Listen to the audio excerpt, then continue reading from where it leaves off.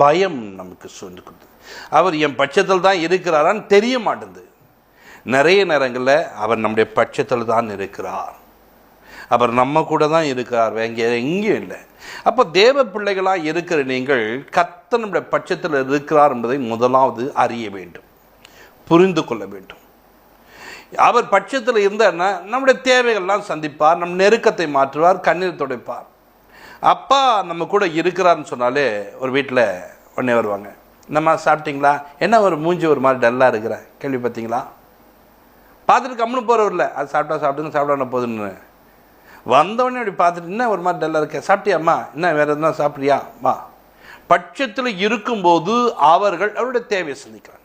இப்போ நான் தூரமாக இருக்கிறேன், என்ன பண்ணுவேன், அம்மா சாப்பிட்டியா, இல்லைன்னா போயிட்டு இப்படி சாப்பிடு, இல்லைன்னா செஞ்சு சாப்பிடு அப்படின்ட்டு பின்னிருப்பேன். அது சாப்பிட்டுச்சா சாப்பிடலைன்னு சொல்ல தான் முடியும். ஆனால் பட்சத்தில் இருக்கிறாங்கன்னு சொன்னால்